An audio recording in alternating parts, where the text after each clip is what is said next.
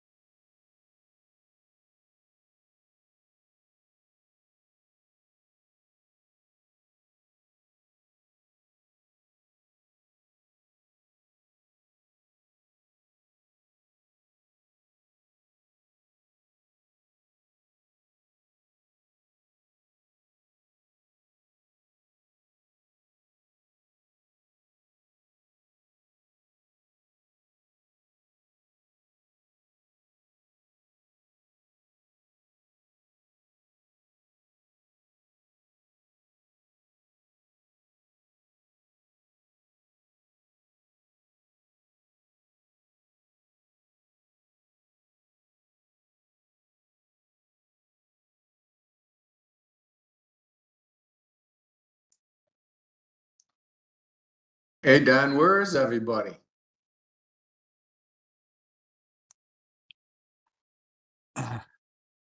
Um,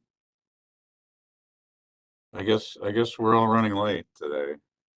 Oh, We've still got, we've still got 6 minutes, and oh, that's true. I've learned that everybody shows up for these meetings like at 2 minutes prior at most.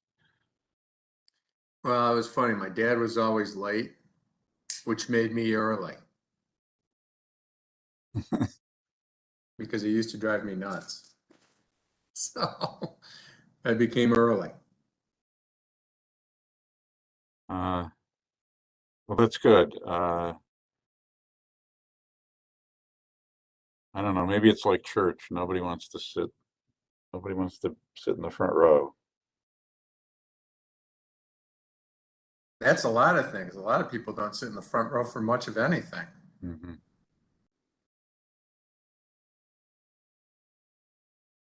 When are you guys gonna start doing this in person? Um, Sooner than I expected. We're still working on it. We're gonna have to make the city's gonna have to make some changes to the meeting room, Gotcha. and that could take a while, but we're working on live meetings again sometime this year, I think. Morning, everyone. I don't do the volume up here. I don't know how you do it there. Good morning, Julie. Hi, Julie. Good morning. Good morning, Giancarlo. Good morning. Good morning. Morning, morning. Hi, Julie. Morning. I guess I'll turn on my camera. Through the Cleveland Foundation, yeah, maybe they pay That's for right. it. Show you the beautiful view of the city. Lovely. What? Sorry. I oriented my camera a little different so you can see my dogs. Wait, I'm on camera and I'm not muted. Oops. Now I'm muted, I think.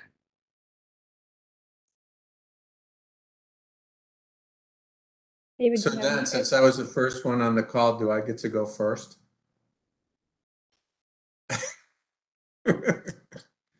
First come, first serve. Hey, you'd have a bunch of people lining up for that, wouldn't you? David, you get to come first in the concept plans. How's that? Oh, there you go. Thank you. I'll take it. All right.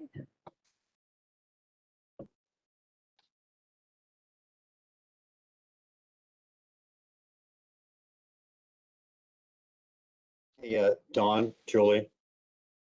I'm double checking right now, but I think I may have to recuse myself from number 5 and 6 on today's agenda for Bridgeworks.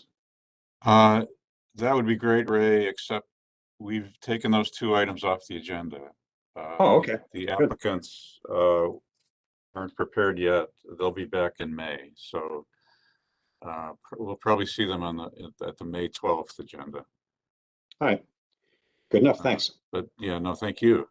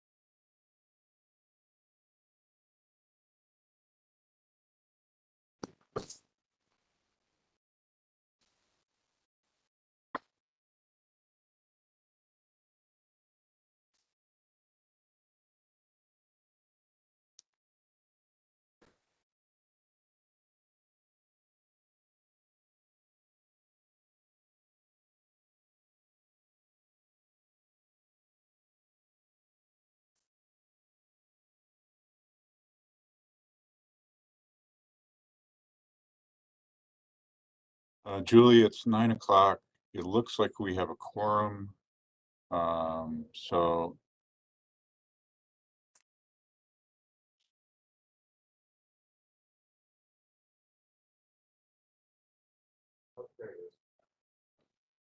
Okay, and I think our first applicant's here, so whenever you're ready. Good morning, Carl. How you doing? Excellent. We can start whenever you're ready, John.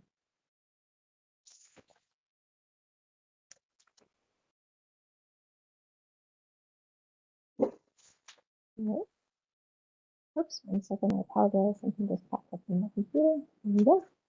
All right. We'd like to welcome everyone to the April 14th Landmarks Commission meeting. It's great to see everyone, even if it's virtual. In compliance with notification requirements of Ohio Open Meeting Law and Section 101.021 of the Codified Ordinance of Cleveland, Ohio, 1976, notice of this meeting has been publicly posted. All boards and commissions under the purview of city planning departments conducts its meetings according to Robert's Rules of Order. Actions during this meeting will be taken by voice vote. Abstentions from any vote due to a conflict of interest should be stated for the record prior to taking any vote. In order to ensure that everyone participating in the meeting has the opportunity to be heard, we ask that you keep your microphone muted and use the raised hand feature before asking a question or making a comment. The raised hand feature can be found in the participants panel on the desktop and mobile versions and activated by clicking the hand icon. Please wait for the chair or facilitator to recognize you and be sure to select unmute and announce yourself before you speak. When finished speaking, please lower your hand by clicking on the raised hand icon again and muting your microphone. We will be utilizing the chat feature to communicate with participants. The chat feature can be activated by clicking the chat button located on the bottom of the WebEx screen. Call-in users can unmute by using *6. All meeting activities are being recorded via the WebEx platform. These proceedings are also being live streamed via YouTube. All requests to speak on a particular matter via our website or email have been considered. We have also received emails from those who have provided written comments on a particular matter. We'd like to call the April 14th, 2022 Landmarks Commission meeting to order. Mr. Pettit, please call roll. Ms. Anderson, Here. Mr. Bonezzi, Here. Mr. Kalikia, Here. Mr. Dryer, Here. Mr. Edmond. Here. Director Wong. Mr. Strickland. Mr. Tarasik. Here. Ms. Trott. Here. We are also joined today by Emily Spezia Schwiff, our AmeriCorps member. Carl Brunges is the host of the meeting, and we're also joined by Kevin Roberts from the Law Department. One change to the agenda today, items 5 and 6, cases 22-034 and 22-035 regarding the Bridgeworks project have been removed from the agenda at the request of the applicants. Madam Chair, we have a quorum. Excellent. Then we will begin with our certificates of appropriateness. We'll begin with our first applicant, located at 3408 Clinton Avenue, the renovation and addition. Little housekeeping before we jump into this, as a reminder that the facilitator, Mr. Brunges, is controlling your slides, so please let him know when you'd like to advance. Could the applicant, welcome. Thank you, Ms. Trott. Thank you. So we've been before you before to present this project, and we are seeking, I think, final approval. And I don't know if you want to go through the initial slides again to kind of go over context and site, but we can do that. Carl, if you want to move through, we can move through it quickly. But here's the site at 3408 Clinton Avenue, and you can see it goes from Clinton Avenue to Wheat Court, which is an alley in the back. Next slide. This is a drawing that shows how the existing house sits on the property, and currently in the back there's a parking lot that is used by the industrial building next door, I believe. Next slide. This is an aerial of that shows it in more detail. You can see that the house is a little bit like tilted on the site. Next slide. This is the current zoning is 2-family residential, and that's the land use map on the bottom. here are some aerials that show the view. So you can see the house with the chimney of the industrial building next door adjacent to it. That's for reference. From looking for like over Wheat Court. Next slide. And then this shows it more if you're floating over Clinton Avenue, looking at the house from the east and the west and its context. So there's a big yard, kind of a big front yard next to it in front of the industrial building, and then houses adjacent to it on the east side. Next slide. So the architectural mix on the street is kind of an eclectic mix of Victorian era homes, and then also some new additions built in historic styles and even a mid-century type of building. You could see in number 6. Next slide. This is kind of a morphological analysis that shows the neighborhood as it developed over time. And you can see, you know, it mostly was single family homes that were wood originally with some brick and masonry structures. And then later on, there were industrial uses that kind of seeped into the neighborhood. Next slide.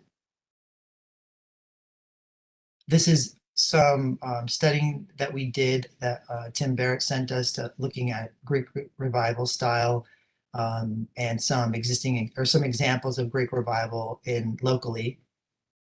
We did some additional research and kind of kicked up the Greek Revival a notch or two to make it more of a high style interpretation of Greek Revival. Next slide, which you'll see when we show you the elevations.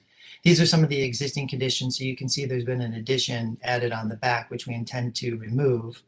You can see the house is in pretty bad shape right now. That's the front on the top left with the red door as it currently exists. And then you can see on the third slide or the slide to the top right, you know, the alley kind of next to the house. And then the slides on the bottom on the left show what it looks like from the back. And again, that's that addition in the bottom center. But next slide. This is the interior of the house, which is going to require a lot of work in order to I think there was some fire damage inside. And there's also like a little addition on the side where they kind of added a half bath that we're going to remove. Next slide. And this is this shows the existing floor plan, and you can see that that bath on the bottom right that was added with the extension of, they call it a bedroom, but it's really not a bedroom above the bath. And then you can see the addition in the back where the stairs to the basement are and that kitchenette is. Next slide. So this is a site plan that shows the existing historic structure restored to its original shape, and then the addition that we plan in the back that has 2 parts with a hall connecting it and a courtyard in the middle. Next slide. And this shows it in context with some dimensions. Next slide. These are the floor plans. So you can see we've added a second floor to the very back addition, and that's shown on the top there. And the way that like the design concept was to take so we have the great room. If you look at the floor plan on the first floor, the first addition is like this great room that is only 1 story, but we'll have a vaulted ceiling inside. And then it spills out to a courtyard. And in that courtyard, there's like a hardscaped area that will be adjacent to the building. So taking that and mirroring it and raising it to the second floor to create an outdoor terrace on the second floor with, you know, a room that overlooks out to the terrace and then 2 bedrooms up there with the bathroom. That's the plan. Next slide. These are some transitional sort of architectural designs that we were looking for, you know, the proper way to handle this. And so we like the idea of using transitional architecture, which is something that's, you know, speaks to the past, but is contemporary and of our time. Next slide. The material selection. So we have Pella Reserve traditional for the front house and Pella Reserve contemporary for the back of the addition. The door will be classic white, and the intent is for the windows to be black in the back and white in the front. Next slide. For the material selections, we planned on using the Aspire collection of the cement fiberboard from Hardie. And what we will be doing is an actual, in the front, we'll be doing a traditional use of I'm blanking on the word right now where the siding overlaps like that. Lap. Thank you. Yeah, thank you. Mhm. And it'll be Arctic white. Next slide. And in the back, we'll use, I was about to say, in the back, we'll use hardy board panels from the Aspire series. So they're bigger panels. A contemporary garage, you can see that Clopay modern steel garage there. And then for trim detailing, we were planning on using this True Exterior, which is a fly ash board. So it works like wood, but it doesn't, and it takes paint just like wood, but it doesn't like deteriorate. Like you could leave it in a bucket of water for like 3 years and it doesn't bubble or fall apart, which is pretty great. Next slide. And then for the sconces on the back, and we wanted to use a light fixture that kind of recalls a lantern potentially of the old days, but is a contemporary take on that. Next slide. And then on the side of the building that faces the neighbor, we plan on using this lattice green screen in order to soften up the wall that will face him and break it up because we don't have any windows on it. It will just be, the panels, the white panels from the hardy board. So this will add some softness to it. Next slide. And so this is that elevation facing the neighbor that you can see with the green screens. And the only window is that bedroom on the top floor, all the way basically on the alley. So it doesn't look into the neighbor's yard. Next slide.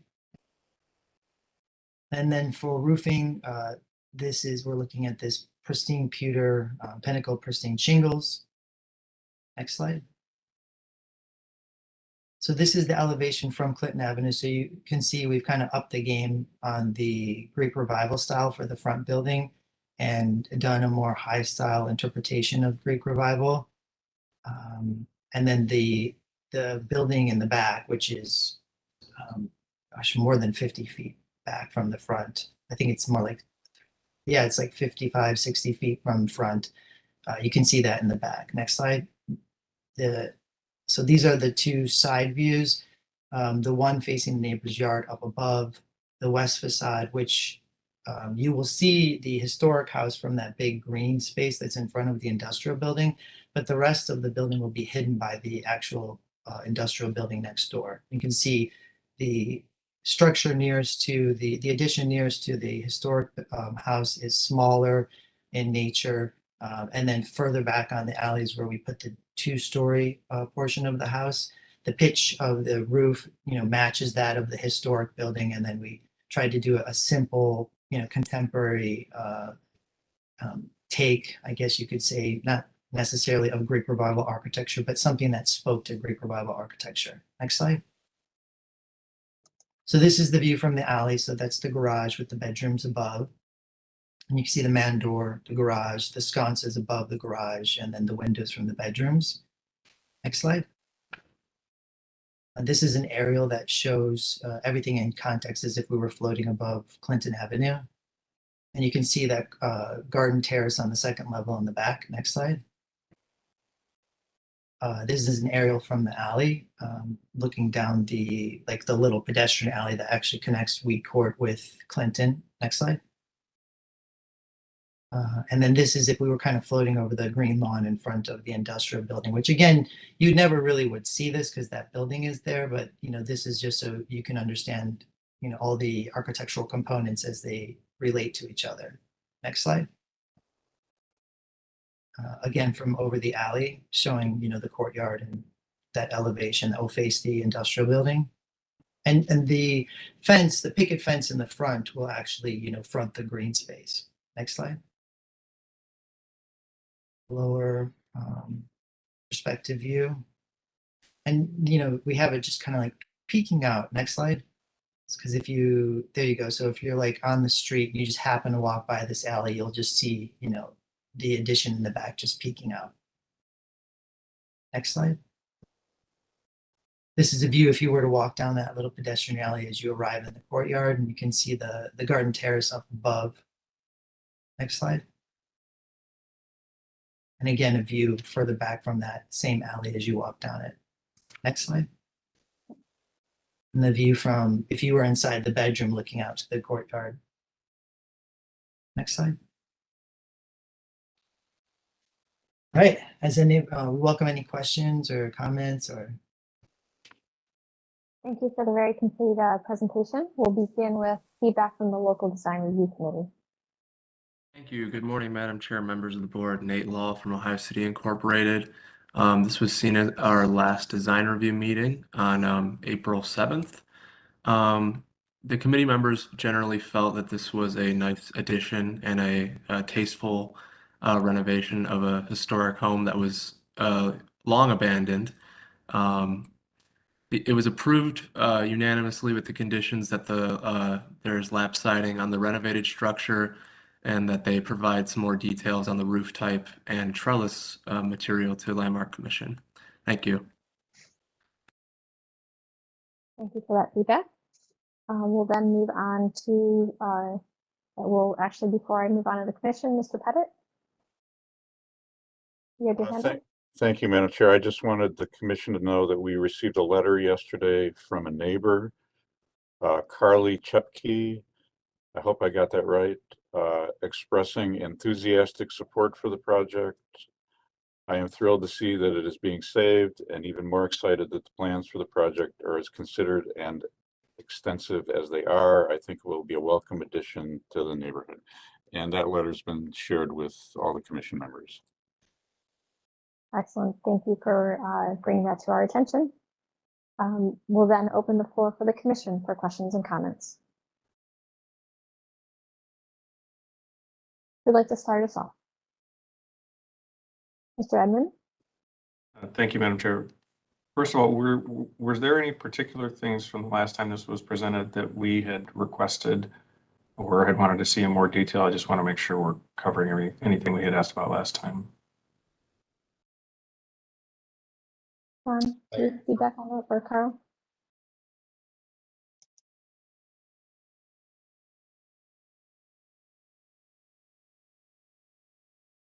Looks like Don might be having some headphone issues. So I think the roof material and some of the materiality, if I remember correctly, were items that we had asked for, and I think were included.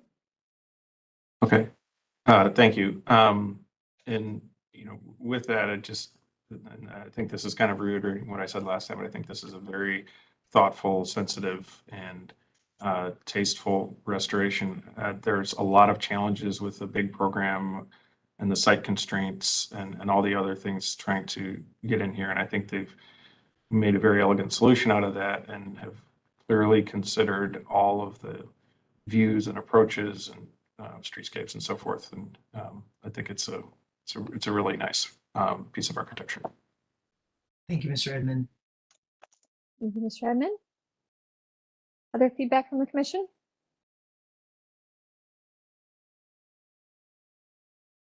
I'll echo what Mr. Edmund said, is that I think it's a very thoughtful solution and considerate, and Ian tried to, you've maximized the site to the best of its ability to really respect the historical home. Thank you. Mr. Bonezzi? Thank you, Madam Chair. Beyond commending just the architecture of the building, I want to commend both the applicant for the deep, detailed research and the analysis that you did of the neighborhood and kind of the way that you've gotten to this. It shows that beyond what you've presented, that I know that the execution of your architecture is going to be very thoughtful because of the attention to the detail you've given in the prior. So I'm ecstatic with this project, and I'm very happy with how it's moved forward. And I wanted to thank you personally for Karen. Thank you very much. But no, I'm excited to see it. So, and to get like a neighbor to even submit a letter, and I don't think you did that on your own accord. That shows that even the neighborhood is excited to see this building adapted. Yeah, we didn't. So, and Don, I'm gonna have to get that person's name so we can send him a thank you card. So that's all. Thank you, Madam Chair.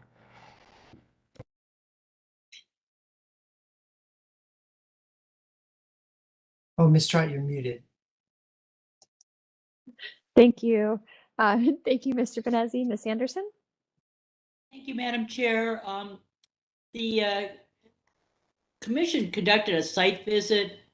Oh gosh, I think it was 2020, when the prior owner wanted to demolish the property. And just want to say this is such a wonderful outcome, being that this property was threatened with demolition 2 years ago, and it's just so nice to see this sensitive restoration. So I really applaud the applicant, and I look forward to seeing the completed project.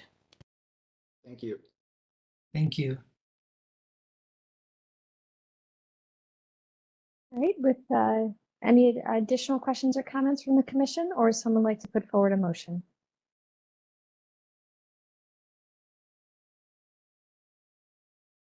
Mr. Edmond? I'll move that the project be approved as presented. Second Thank that. you. Thank you for the motion and the second. Any further discussion?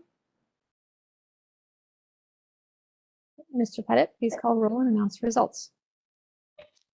Ms. Anderson, Yes. Mr. Benesi, Yes. Mr. Kalikia, Yes. Mr. Dryer, Yes. Mr. Edmond, Yes. Mr. Tarasik, Yes. Ms. Trot.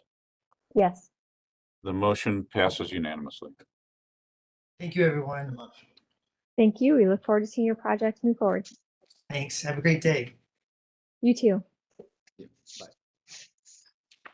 We'll move on to our next applicant located at 2806 Garden Avenue, new parking lot and landscaping for the Masonic Temple Lofts on Pearl. And demolition of the house. So it's a two-part.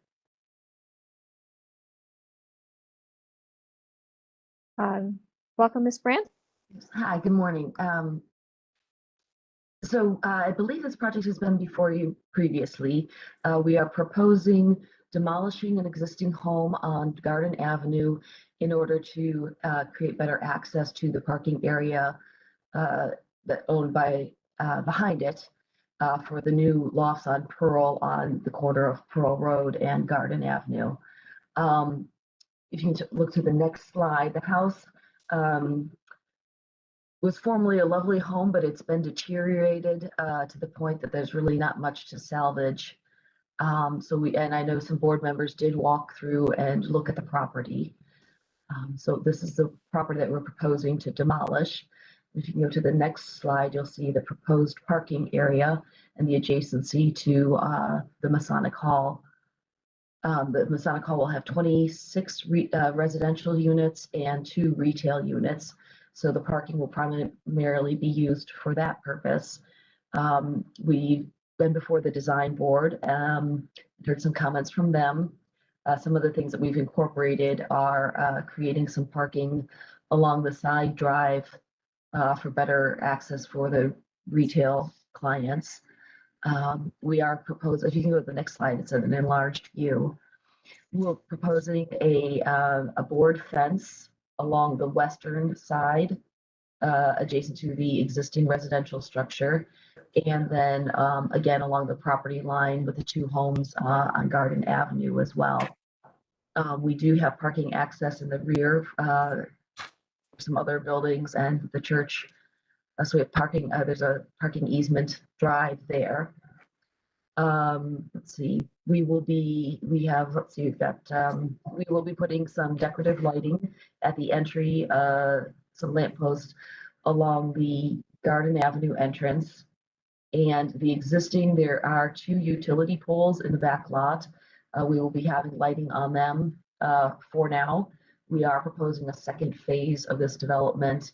They own the property, the building, noted existing building on Pearl Road, and there'll be some redevelopment there. So as we move through that development, there may be some revisions to this parking, and I think at that point we'll be putting in more lampposts or more decorative lighting in that parking area. There are a few existing trees along the western property line that we will be maintaining, and we will be adding additional landscape areas. And we do have some landscape plants selected that will be compatible with what we're doing in the courtyard of the Masonic Lofts building. So some variety there. And then I think the next slide is just our phase 2 as we develop that property along Pearl, how that may impact the proposed parking area.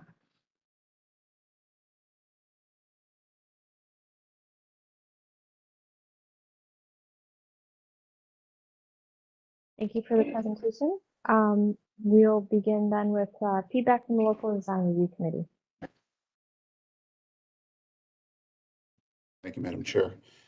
This was reviewed by the Near West Design Review Committee on March 23rd for the demolition of the house and the construction of the new accessory parking. This was approved with the applicants to submit a complete lighting plan.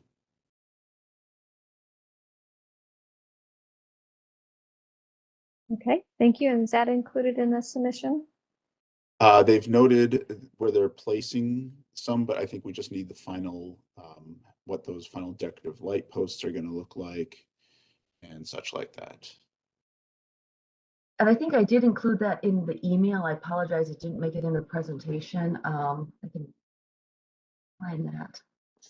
If that's something we can probably finalize through, Okay. staff, or if that's what the commission would like. I should probably speak to the history of the house. This was constructed in 1884 to 1885 as a parsonage for the Brooklyn Memorial Methodist Episcopal Church, which, not the current one that's on Archwood, but the church actually used to sit right here where the parking lot is, and that this, where it says the existing building, was actually added in the 1920s as an addition to the front of that. So all this was church that was here in the parsonage for Pastor Frederick Gould was done at the same time. But I'm not sure what year this church was demolished, but it was after the new one was built here. We did do a site visit. The house is in pretty bad condition. There is also a garage or a second structure in the back that will also need, that's non-contributing as well. It didn't look like there was much to be salvaged, as well as noted. The conditions are, you can see that the roof is collapsing in places, especially in the front porch. Sorry, I don't have any additional images at this time. Thank you for that overview of the existing conditions and the history. We will then open the floor to the commission for questions and comments.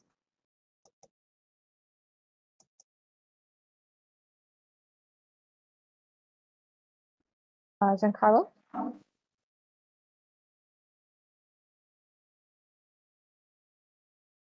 Giancarlo, you're muted. Sorry, good morning again, everybody. So how will this, what is mixed use? How will the adaptive mixed use, how will this be used? What is the vision? We have 26 residential apartment units and 2 retail spaces on the first floor. Okay, And the And- retail spaces are fronting Pearl Road, excuse me. okay, and then the parking is across the street, apparently, right? Correct. Okay. Okay, thank you. I was just curious. Thanks. Thank you, Giancarlo. Ms. Anderson? Thank you, Madam Chair. I attended the site visit regarding the demolition of that house, and the house is in deplorable condition. There's really nothing to salvage there, and it's not contributing. So I support the demolition. I have one question regarding the parking lot. Will it be secured at night? Will it be, maybe gated with a key card or something? I was just wondering about that. Thank you. At this point in time, I don't know that that is part of the plan. I believe the owner is on the call. Costa, do you have any comments on that? Yeah, I spoke with the pastor of the church. So there's an easement on the other end on Archwood into the parking lot. And we have decided, I guess, so we can add the additional parking into the driveway. Our driveway will be going into the parking lot, and the driveway next to the church is going to be coming out of the parking lot. And there is an easement somewhere there on the church's side that allows the church to use our parking lot or whatever spaces are available, I guess. So we're not really at liberty at this point to enclose that area. That's what I understand. All right, thank you so much. Thank you. Thank you, Thank you, Ms. Anderson. Other questions or comments from the commission?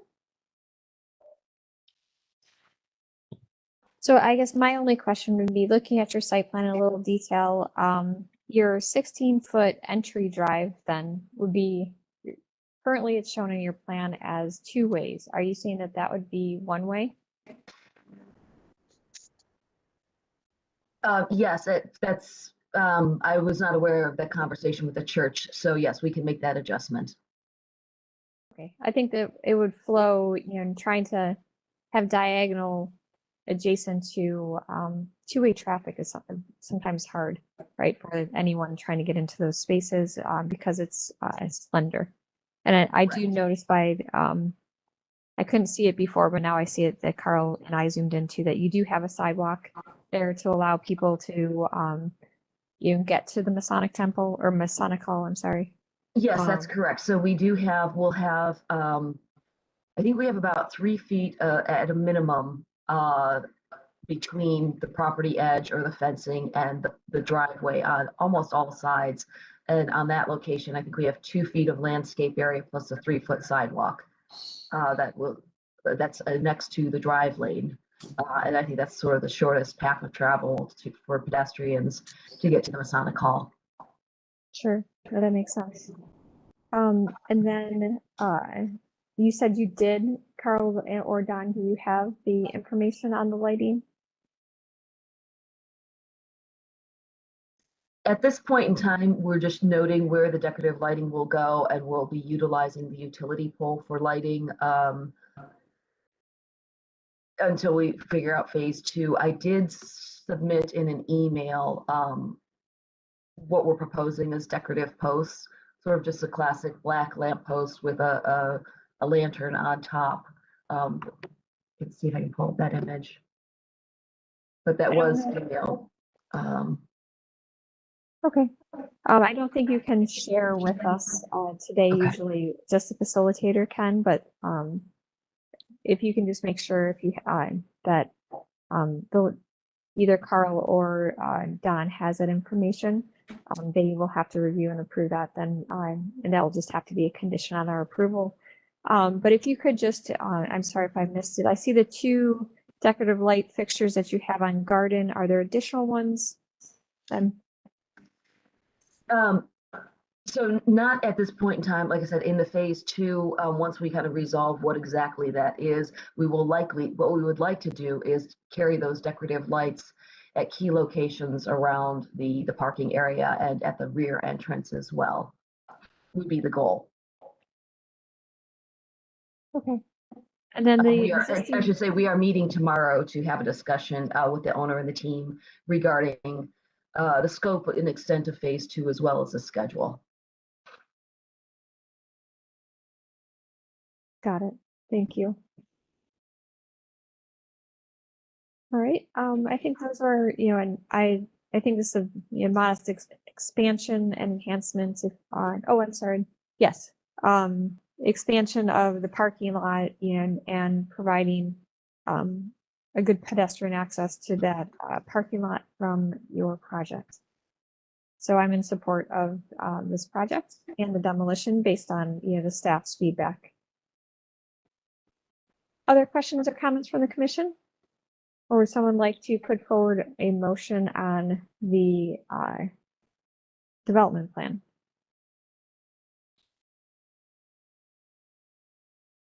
These are 2 separate motions? There would be 2 separate motions. All right, a motion that we approve the development plan with the lighting plan to be submitted to staff. I would second that. Thank you for the motion, the second. And just to clarify, the plan and the design details of the lighting, both color and fixture type. That sounds perfect. All right, thank you. So we have a motion, we have a second. Any further discussion?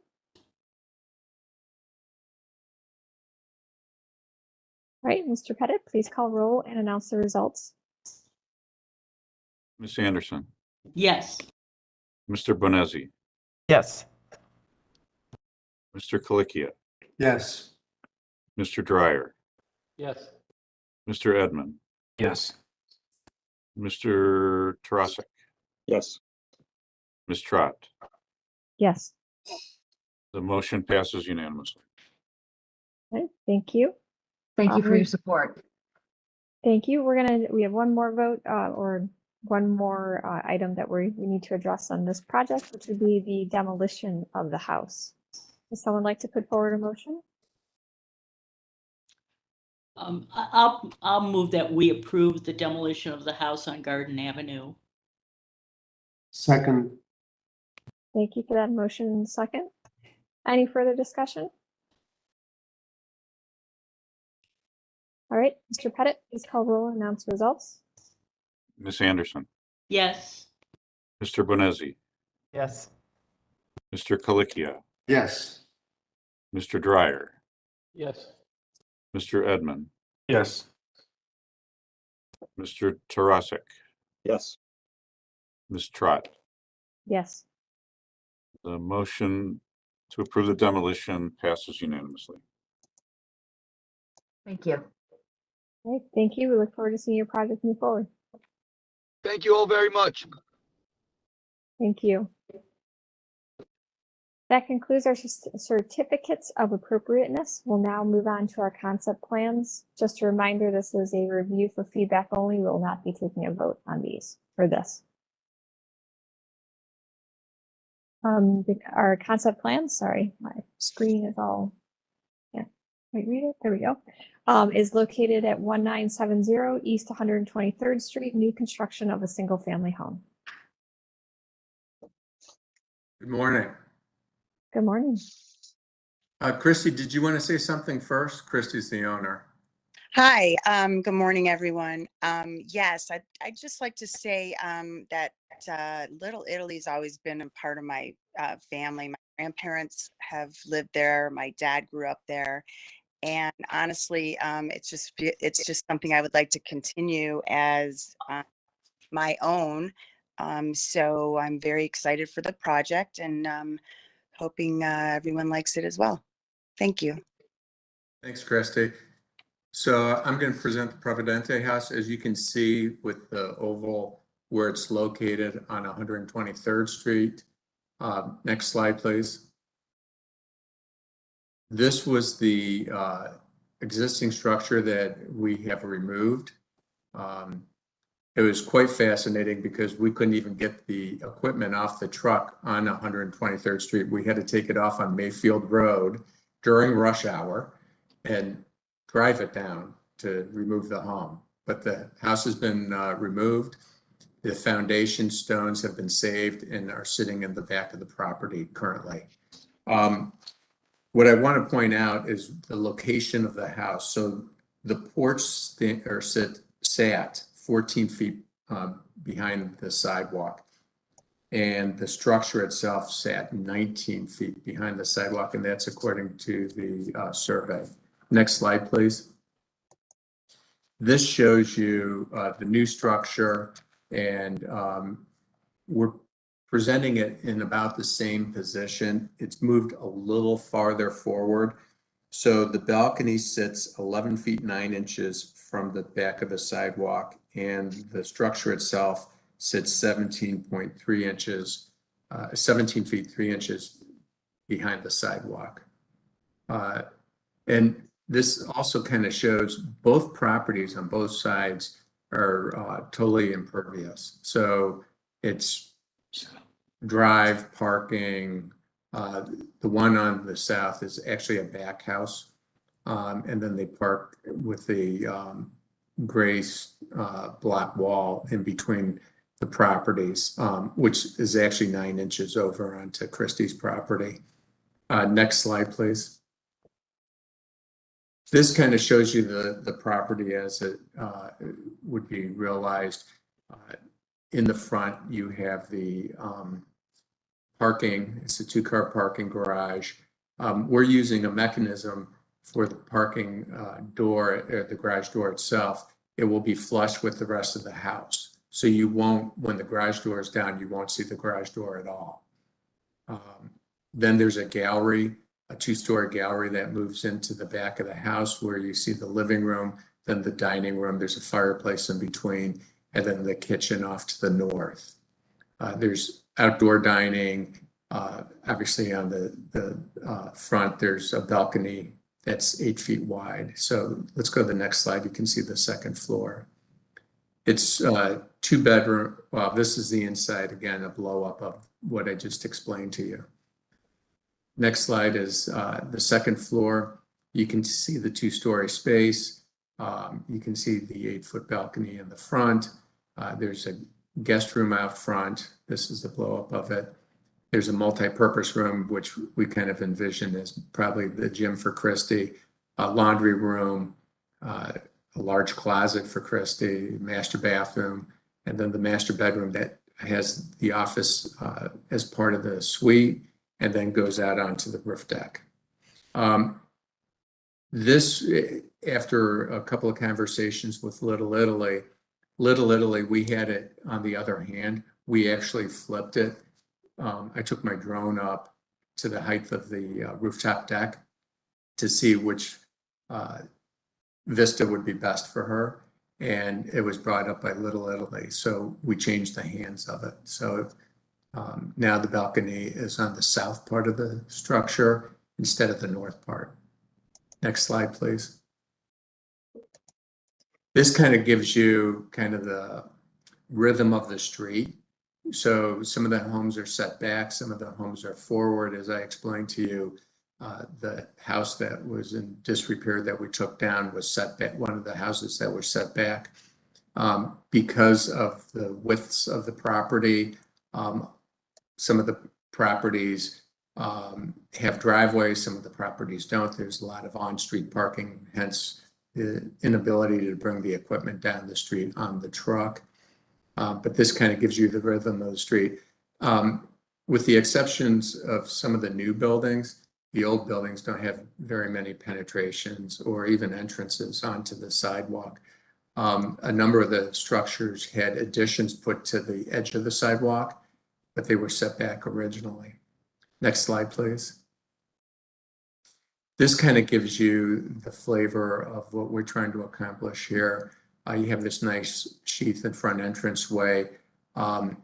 We took the comments from both design, from Landmarks and Little Italy, and we removed the stone fence that we had out front, if you remember. There were a number of comments, pitched roofs and stuff that and I'm not going to go through them all, but the majority of the comments that we've heard, we've incorporated into the design. The drive is actually going to look more like green space than it is a driveway. As you can see, the garage door you won't be able to see. It'll be part of the structure itself. You have that, the old had a 5-foot, porch in front. This is an 8-foot balcony. And then the front entrance off to the south. Next slide. This kind of looks at the structure, which is multifamily to the north. It's a multifamily also to the south, and both are totally impervious. So we're trying to give it a little more kind of green feel, give you a little relief from the pedestrians walking down the street. Next slide, please. This is another look of it, now looking at the south side structure. Next slide. Now, this is the back. This is Christie's Oasis. She has 2 large dogs. And I forgot to mention on the first floor, as part of the garage, there's a dog washing area. She has a stackable washer and dryer, so she doesn't have to mix the dog towels with her towels. Because as some people know on the ball, our dogs get kind of dirty sometimes because they like to play. So see Julie smiling because you know what it's like. But then we switch the hands of the building and we kind of like this image. Next slide, please. And then here's a front elevation at night with appropriate lighting, which we haven't picked out yet. And I think that's it.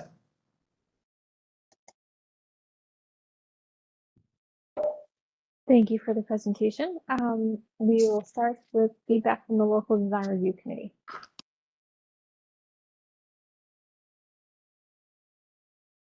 Madam Chair, I don't think Ray Christosic is not with us today.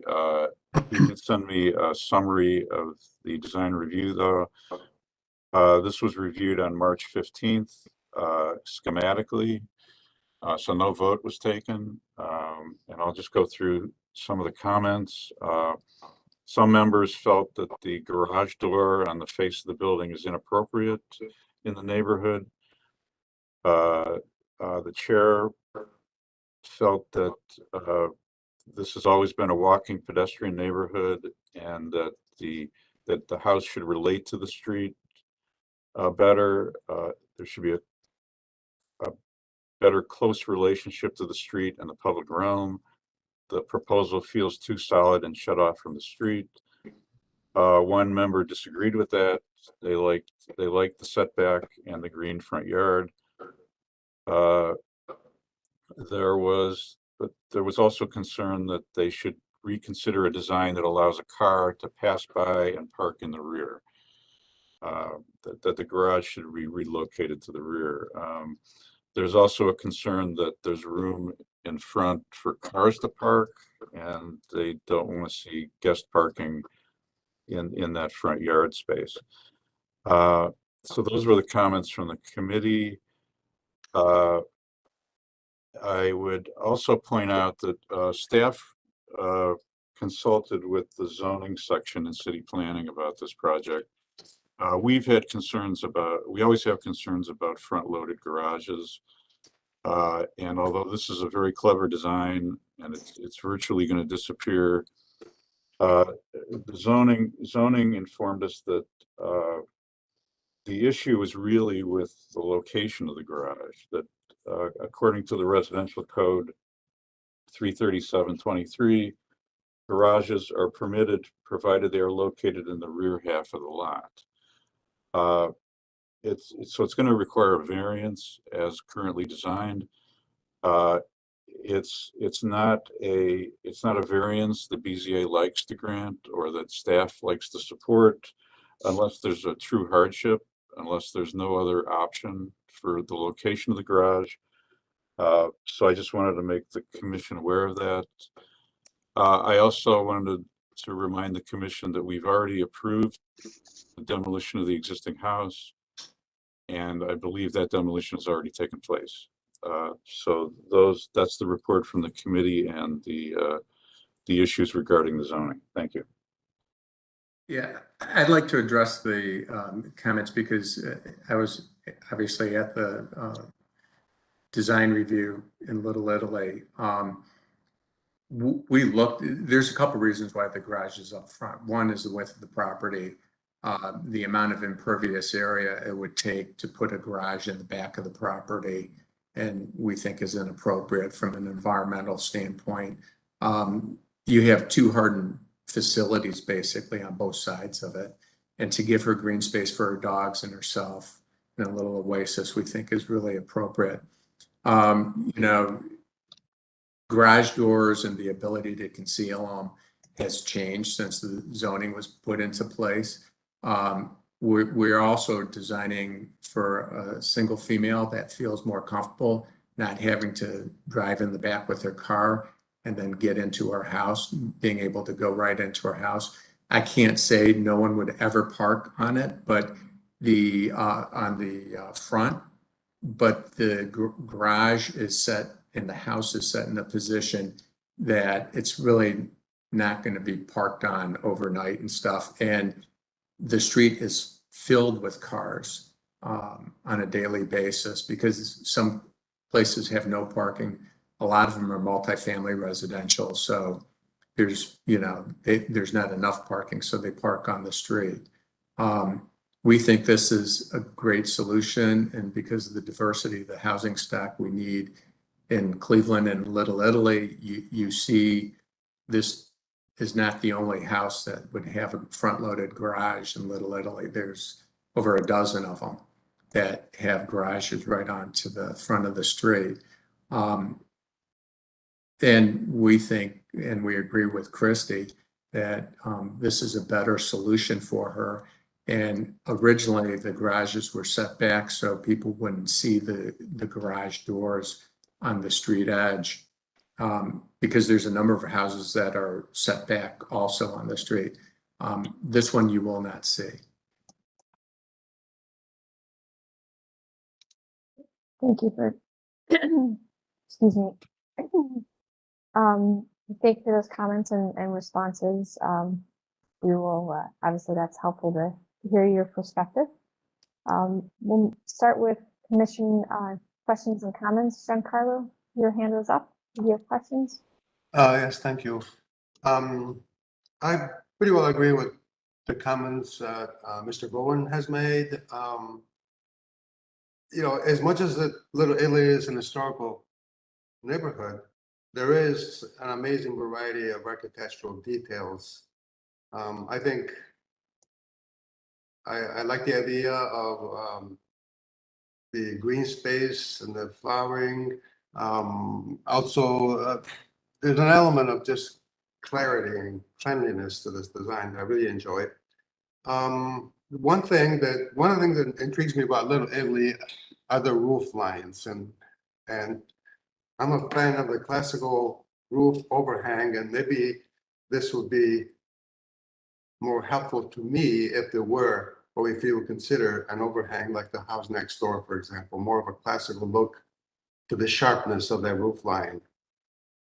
And also maybe opening up that porch a little bit, because one of the features of Little Italy, and possibly part of the Italian tradition, is to have visible balconies.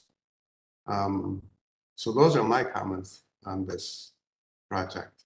I agree also that, trying to put a garage in the back is just like here in Tremont, these historical neighborhoods, especially Little Italy and neighborhoods like Tremont, they have extremely narrow lots. So to be able to put a garage in the back of these houses really diminishes the whole idea of having a comfortable home.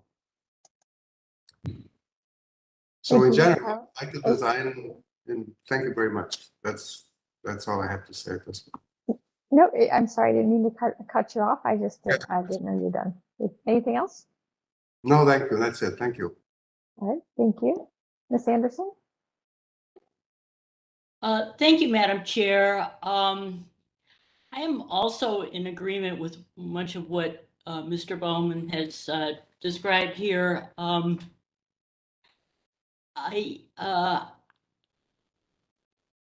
I also agree with Giancarlo that it'd be nice to have a little more extended roof area there to be more consistent with the neighboring houses. I would like to see, if possible, maybe a little more, I guess the word is glazing, a little more windows on that first floor area. I don't know if they could incorporate some frosted glass in that garage door to, give it a little more openness, or a glass door. Again, if it's a frosted glass so people can't see inside, that works for me. But I know about the zoning and about the front-loaded garages, but that said, I repeatedly see these designs where the garage is in the back and everything in the back is concrete. And frankly, people have dogs, maybe they have kids, maybe they want to plant a tomato and, there isn't any land in the back to do that. So I think this is a very elegant solution and, I would like to see, I would like to see this happen. I really like the landscaping in the front. I think that's sort of refreshing in this area. We have a lot of buildings like the neighboring buildings that go right up to the sidewalk. So it'll be nice to see a little bit of green respite there. So overall, I'm supportive. So those are my comments. Thank you so much. Thank you, Ms. Anderson. Mr. Edmund? Thank you, Madam Chair. First of all, regarding the garage location, I guess I'll reiterate, what my fellow members have said. But putting a driveway going to the back would take up almost half of the width of the lot. But in addition to that, I'm not sure that a driveway going back would help the streetscape in this scenario. I think having the building on the site sort of as it is currently massed is a much better street front than having a driveway going back, in addition to all the additional paving and so forth. So I'm comfortable with the garage location, at least, insofar as it's also sensitively detailed. I'd also say that the removal of that garden wall just improves this site so much. The site breathes now. And, I think one of the things in Little Italy are these little front yard gardens that are a lovely gift to the street from the home. We tend to see that more on the other side of Mayfield, I think, but having that here, again, with the other houses that are right up to the property line is a really nice gesture. I would encourage maybe some further development of the landscaping there. It looks like there's maybe a little birch tree or something vertical. But I think that's a really nice opportunity, and is a nice gesture that really helps the design over what we saw last time. I'm going to throw in just a third suggestion on the facade, in addition to the overhang and so forth. But on the second story, and I don't know if the guest bedroom and there's a restroom there. I don't know if it has vaulted ceilings or whatever, but a small, like clerestory window up there, I think would help the facade, help that sense of openness, and also be really nice on the inside. I don't know how that would be detailed or kind of fit into the composition of the elevation, but I think there's an opportunity there. I understand and I like the overhang idea, but I think all three of us were looking at this facade, and I think it's a very handsome, well-composed facade, but whether it's a small clerestory window, an overhang, or just something that gives it a little relief. But overall, I think this is a very elegant design. I think it's sensitive but modern, and I think it works quite well given the site. Thank you, Mr. Edmund. I'll echo much of what has been said. I think this is a very interesting solution for a challenging site because of the width. I think the design, I actually wouldn't mind if this building, this is my personal preference, was pulled closer to the street so it engaged the street more, so that it had a little bit closer to the language that is fairly consistent on the street. I was just walking up and down it in Google Earth. I do agree with Giancarlo's comments about the balcony and a little bit more permeability to that balcony so that people could feel engaged with and feel like there are, and what do people like here are the eyes on the street and people in interaction with people on the street. And then the comments on the overhang or the eave window relating to the eave could help enhance the design. I think I favor the overhang so that it has some of the traditional lines but expressed in a modern way. Would help it relate to its context, not match, but relate to the context more. Carl, could you look at one of the rear elevations? we've spent a lot of time. I think this is a very elegant solution, and I do like the glass here and how it does interact with the backyard. The solid railing in this area doesn't bother me of this porch area.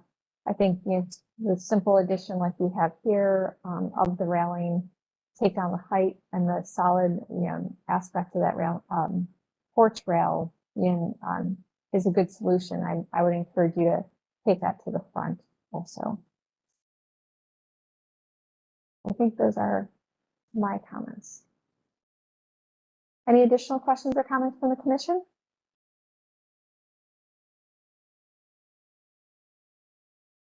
Does the applicant feel like you've received enough feedback from the commission to continue your development and to your final proposal?